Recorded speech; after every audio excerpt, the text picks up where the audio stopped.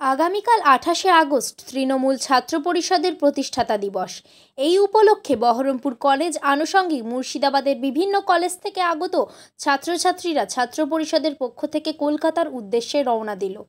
আগামী দিন কলকাতাতে মুখ্যমন্ত্রী মমতা বন্দ্যোপাধ্যায় এবং অভিষেক ব্যানার্জির সাথে দেখা করে সেখানে প্রতিষ্ঠাতা দিবস পালন করা হবে বলে জানালেন ছাত্র পরিষদের জেলা সভাপতি নাজমুল মিয়া। ছাত্রদের উৎসাহ দিতে মিছিলের পায়ে বহরমপুরের সাংসদ ইউসুফ পাঠান।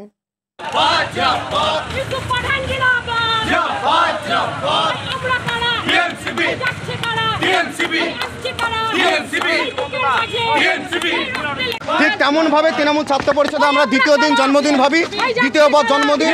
আজকে আমরা কলকাতা রাজপথে গান্ধী মূর্তির পাদদেশের উদ্দেশ্যে আমাদের তৃণমূল ছাত্র পরিষদ জন্মদিনের উদ্দেশ্যে আমরা রওনা দিচ্ছি। মুর্শিদাবাদ থেকে কয়েক হাজার ছেলেমেয়েরা মিছিলে সামিল হয়েছে এবং বহরমপুর মুর্শিদাবাদ থেকে প্রায় 10,000 প্লাস ছাত্রছাত্রী কলকাতা গান্ধী মূর্তি রাজপথে যাবে। নেত্রী মমতা বন্দ্যোপাধ্যায়ের উদ্দেশ্যে, অভিষেক বন্দ্যোপাধ্যায়ের উদ্দেশ্যে সেখানে যে বক্তব্য দিবে সেই বক্তব্য শুনে আমরা গ্রাম বাংলায় প্রচার করব এবং নেত্রী মমতা বন্দ্যোপাধ্যায় উন্নয়নের নেত্রী এবং যে ঘটনা ঘটেছে আরজি করে সেই ঘটনার পরিপ্রেক্ষিতে যারা এই ঘটনা ঘটিয়েছে তাদেরকে আমরা ধিক্কার জানাই এবং দোষীদের আমরা ফাঁসি চাই।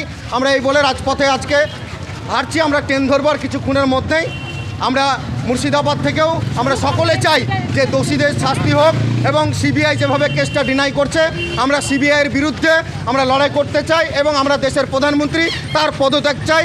আগামী দিনে মাঠে ময়দানে আমরা ছাত্ররা লড়াইয়ের মাঠে ময়দানে আমরা থাকবো।